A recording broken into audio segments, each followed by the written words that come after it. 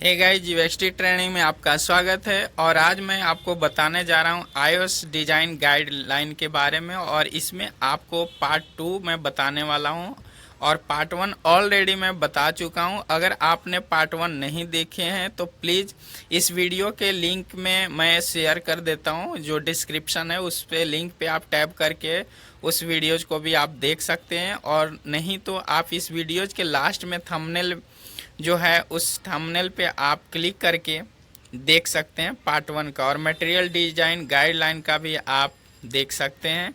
लेकिन वीडियोज के लास्ट जब एंड होगा वहाँ पे आपको थंबनेल आएंगे, उस पर आप क्लिक करके देख सकते हैं। तो चलिए शुरू करते हैं। लेकिन शुरू करने से पहले आपको मैं थोड़ा सा रिमेम्बर कर देता हूं कि यदि हमारे चैनल को आपने सब्सक्राइब नहीं किया है तो प्लीज़ आप जा कर के सब्सक्राइब कर दीजिए, क्योंकि मैं यहां पे बहुत अच्छे अच्छे ट्यूटोरियल्स ईवेक्स डिज़ाइन के लिए, जो ईवेक्स का प्रोसेस है, जैसा कि आप जानते हैं कि आज जो मार्केट है वो आईटी सॉफ्टवेयर कंपनी की है, और इसमें मोबाइल एप्लीकेशंस को बनाने के बारे में मैं बताता हूं कि कोई भी एक सिंपल स्टूडेंट या सिंपल यूजर कैसे मोबाइल क्रिएट कर सकता है, मोबाइल डिजाइन का क्या कंसेप्ट होता है, कैसे वायर फ्रेमिंग करते हैं।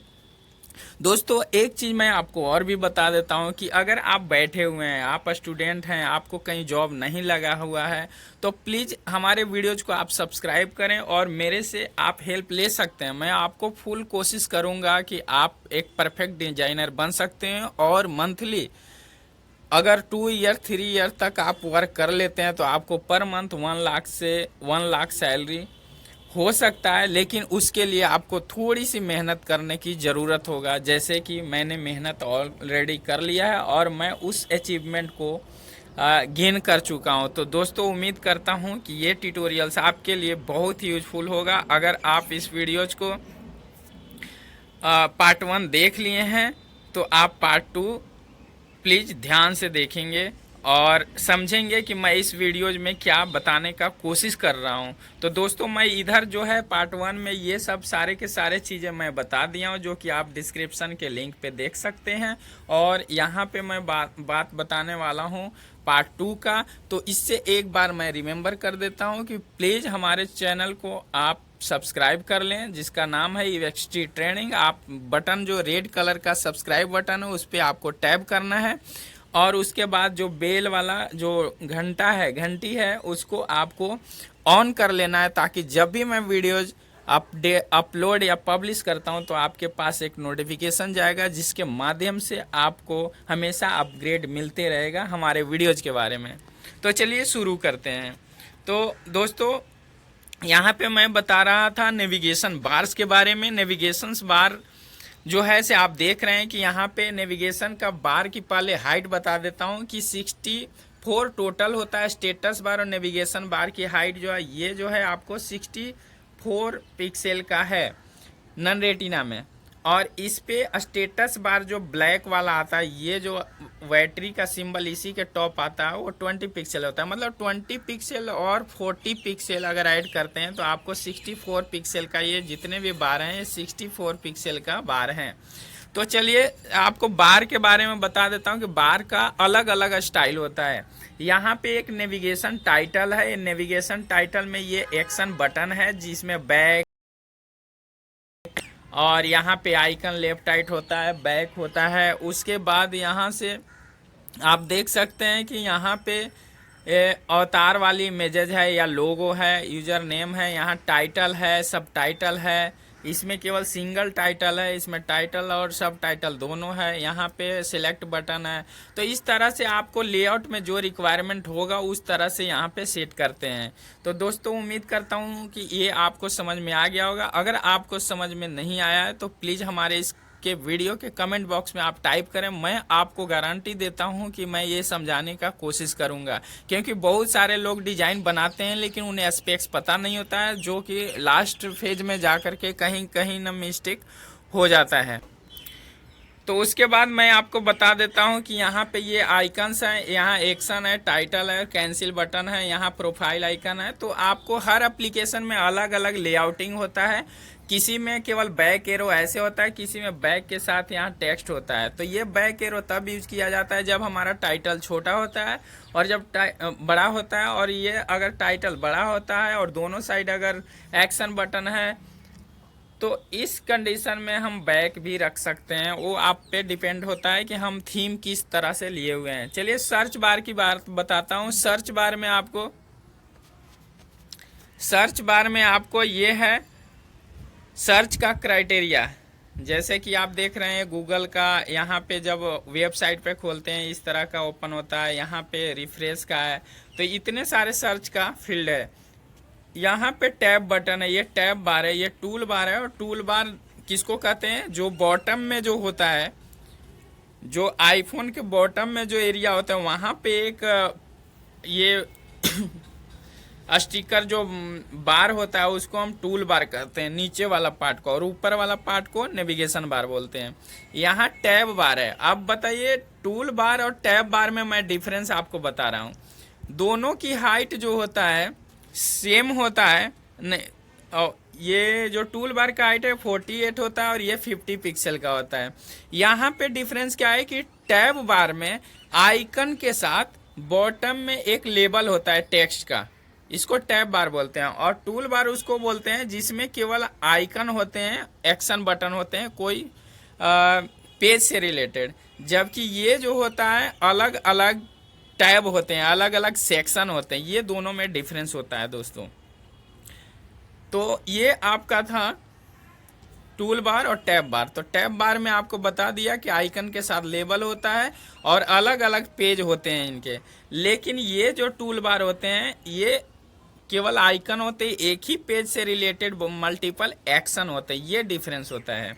अब चलते हैं स्पेशल में। स्पेशल बार, स्कोप बार क्या होता है? स्कोप बार में आप देखते हैं कि मल्टीपल आप मैक्सिमम 5 ले सकते हैं, लेकिन यहाँ पे जो है 3 और 4 जो है वो ज़्यादा विजिबिलिटी शो करता है। इसलिए आप हमेशा टैब बार को 3, 4 और 2 इतना ही में लेने का कोशिश करेंगे। वो भी आपको डिपेंड करता है कि ये टाइटल जो रखे हुए हैं इसके अंदर वो कितना बड़ा है। अगर टाइटल बड़ा है तो आपको 2 ही या 3 लेने होंगे। अगर छोटा छोटा टाइटल है तो आप 5 तक ले सकते हैं। ऐसे 5 वाला कंजेस्टेड हो जाता है, थोड़ा डिजाइन की विजिबिलिटी खराब हो जाती है। यहाँ पे टूल बार है और उसके बाद यहाँ पर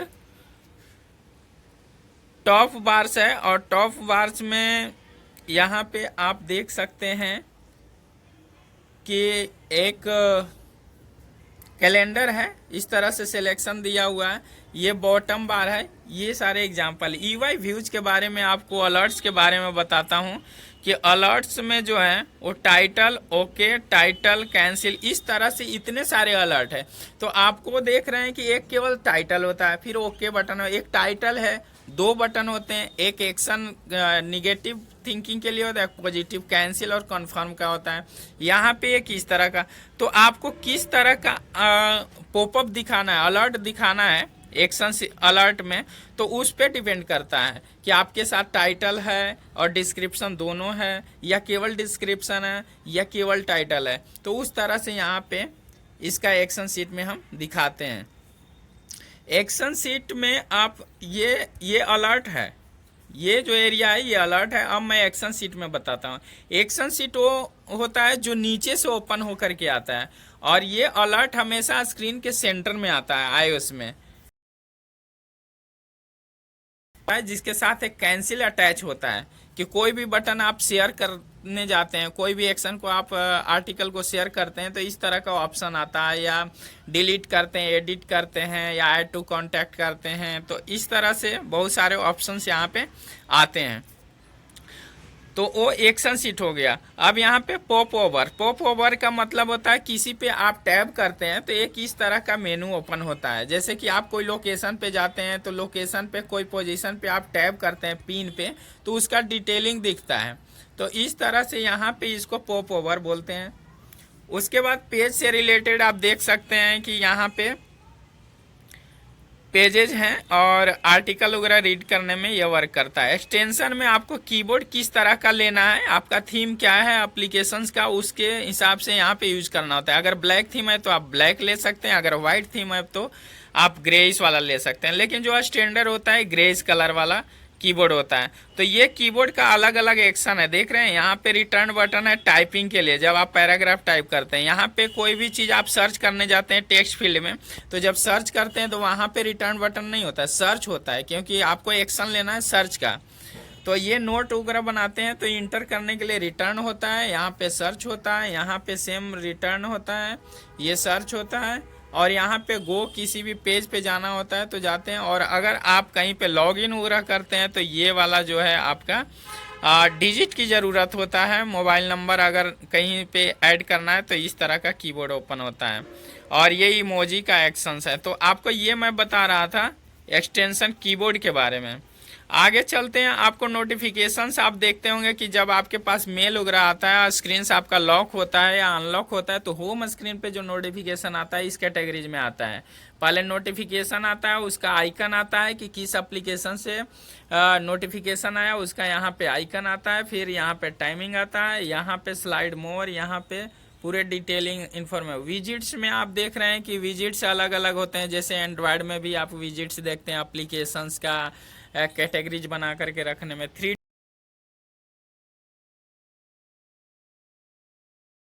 आपका पूरा एक एप्लीकेशन का व्यू जो ओपन हो जाते हैं, इसको हम 3D टच कहते हैं। यहीं से आप मैसेज वगैरह सेंड कर सकते हैं अगर व्हाट्सएप में हैं तो। आपको व्हाट्सएप के इन साइड में नहीं जाना है, 3D टच से ओवरऑल ऊपर से ही आप वर्क कर सकते हैं। टेबल व्यू में अगर बात करूं तो टेबल का सेल्स डिफॉल्ट में नॉर्मल, विथ और एक्शंस।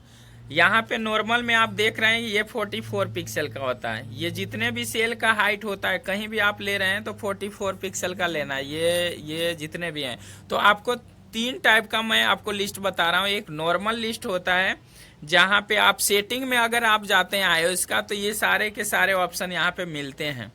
यहाँ पे विथ आइकन में होता है कि आप इसके साथ जो लिस्ट होता है, लिस्ट के साथ एक एक आइकन होता है जो कि आप iOS के जब लिस्टिंग में जाते हैं सेटिंग करने तो यहाँ पे ये वाला व्यूज आपको दिखता है विथ आइकन के साथ। यहाँ पे एक्शन में टूगल बटन होता है जो कंट्रोल को प्राइवेसी कंट्रोल करने के लिए ऑन ऑफ ऑप्शन किया जाता है। यहाँ बटन ऑप्शन है, इस तरह से चेक बॉक्स है।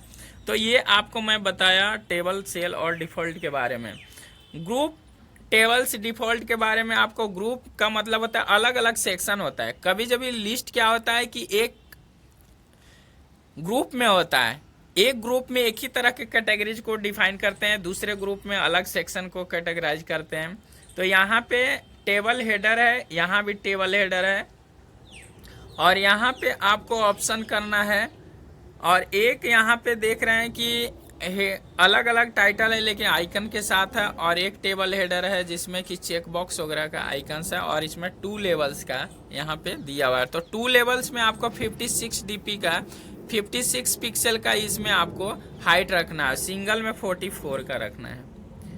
उसके बाद ग्रुप टेबल कस्टम में यहाँ पे आप बुक्स देख सकते हैं। ग्रुप में आप देख रहे हैं कि एक तरह का ग्रुप है, यहाँ पे सेटिंग में है 44 का, ये वाला जो हाइट है 54 का, ये 44 का, 54 का। डबल में जब डिस्क्रिप्शन आता है तो ये 54 dp का होता है। उसके बाद रिसेंट में है, यहाँ पे आप देख सकते हैं ये लिस्टिंग का ऑप्शन है, कितने तरह का लिस्टिंग आप दिखा सकते हैं। यहाँ पे ये लिस्टिंग का मतलब यहाँ से डायरेक्ट ओपन कर सकते हैं। यहाँ पे ऑप्शन, यहाँ से नेक्स्ट का मतलब नेक्स्ट पेज आपको ओपन होगा।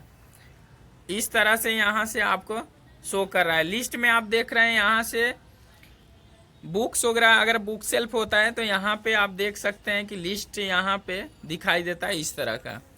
तो ये आपको लिस्ट से रिलेटेड है, तो लिस्ट से जानकारी आपको रखना होगा कि किस तरह से लिस्ट हम दिखाते हैं। एक्शन बटन है, ओवरफ्लो मेनू है, नेक्स्ट एरो है, यहाँ पे कैलेंडर का व्यूज है। तो इस तरह से लिस्ट व्यूज वर्क करता है। कलेक्शन व्यू में आप फोटो गैलरीज वगैरह अगर बनाते हैं तो इनका एक होता है कि सभी का आइकन साइज स्क्वायर एरिया में होता है, एक होता है कि सिमल्टेनियसली नहीं होता है, कोई बड़ा होता है उसके, लेकिन ये सभी का एक एक्सपेक्ट रेशियो, यहाँ 2 कॉलम है, मतलब अनबैलेंस है। देख रहे हैं ये न्यूज वगैरह में यूज करते हैं इस तरह के एल्बम का। तो एल्बम यूज करने का ये तरीका है, किस तरह से आपको यूज करना है। उसके बाद स्लाइडर है, यहाँ से ऐसे आप स्लाइड करते हैं तो ऑटोमेटिक लिस्ट जो है स्क्रोलिंग होता है हॉरिजॉन्टली। जैसे फीचर्स वगैरह आप जब देखते होंगे आईट्यून्स पे जाते हैं तो यहाँ पे आईट्यून्स पे जाने के बाद जब आप एप्लीकेशन का कैटेगरीज ओपन करते हैं तो यहाँ पे टैब करके ऐसे ऐसे स्क्रोलिंग देख सकते हैं। तो ये स्लाइडर है, यहाँ से स्लाइड करके मल्टीपल आइटम्स को स्क्रॉल कर सकते हैं। तो ये आप देख सकते हैं कि किस तरह से सेटिंग करना होता है। उसके बाद कैटेगरीज एंड ग्रिड सिस्टम पे है। आप देख रहे हैं शॉपिंग से रिलेटेड जब होता है तो यहाँ पे ग्रिड सिस्टम होता है। देख रहे हैं यहाँ पे 2 कॉलम का यहाँ पे दिया हुआ है, लाइक डिसलाइक। जब शॉपिंग पेटीएम और अमेजॉन और बहुत सारे ऐसे हैं Myntra.com, तो इस तरह का ये यूज करते हैं व्यूज। तो ये शॉपिंग के लिए इस तरह categories and item grid view use किया जाता है। अब ग्रिड व्यू यूज क्यों करते हैं उसके लिए मैं बता रहा हूँ। ग्रिड व्यू इसलिए यूज किया जाता है कि वहाँ पे आपको मल्टीपल आइटम्स को रियल टाइम में यूजर को दिखाया जाता है ताकि वो और भी उसे स्क्रॉलिंग सेम टाइम कंपेयर कर सकता है, इसके लिए यूज करता है। तो ये देखता हूँ कि ये ट्यूटोरियल्स आपके लिए बहुत ही यूजफुल हुआ होगा। तो अगर आपको ये वीडियो अच्छा लगता है तो प्लीज़ हमारे कमेंट बॉक्स में टाइप करना ना भूलें, और एक्चुअली आपको बेनिफिट देता है तो प्लीज़ हमें कुछ कमेंट बॉक्स में ज़रूर टाइप करें। मैं आपको और भी अच्छे अच्छे ट्यूटोरियल्स के बारे में बताने जा रहा हूं और इसकी iOS किट के बारे में बताने जा रहा हूं। तो प्लीज़ आप इस वीडियोज को अपने दोस्तों के पास शेयर करें, लाइक करें, और हमारे चैनल को दोस्तों सब्सक्राइब करना ना भूलें, क्योंकि अगर हमारा सब्सक्राइब करते हैं चैनल तो जितने हमारे सब्सक्राइबर बढ़ेंगे मैं और आपको कोशिश करूंगा नए नए टॉपिक्स प्रोवाइड करने का। अभी मैं ईवेक्स के प्रोसेस के बारे में मैं पूरे बताने वाला हूं, जो कि अभी हमारा वीडियोज नहीं डाला हुआ है। बहुत लोग कहते हैं ईवाई तो जानता हूं लेकिन ईवेक्स नहीं जानता हूं। तो ईवेक्स का क्या प्रोसेस होता है, क्या क्या ऐसा मैटर्स है जो उसको इम्पैक्ट करता है जिसके कारण कोई भी बंदा ईवेक्स में कन्वर्ट नहीं हो पाता है। तो दोस्तों ईवाई से ईवेक्स बिल्कुल ही डिफरेंट है, उसका एक थॉट अलग होता है। तो उसके बारे में मैं आपको डिटेल में बताऊंगा, क्योंकि ईवेक्स का पढ़ाई जो होता है इंडिया में नहीं है। आपको कहीं ना कहीं से कुछ गाइडलाइन लेकर के ही सीखना होता है। और सबसे बड़ी बात है कि कोई भी ऐसा चैनल हिंदी में नहीं है जो कि ईवेक्स के बारे में और ईवेक्स के बारे में एक्सप्लेन करता हो। तो मैं उसके बारे में दोस्तों बताता हूं। तो उम्मीद करता हूं कि ये वीडियोज आपके लिए बहुत ही यूजफुल हुआ होगा। थैंक्स।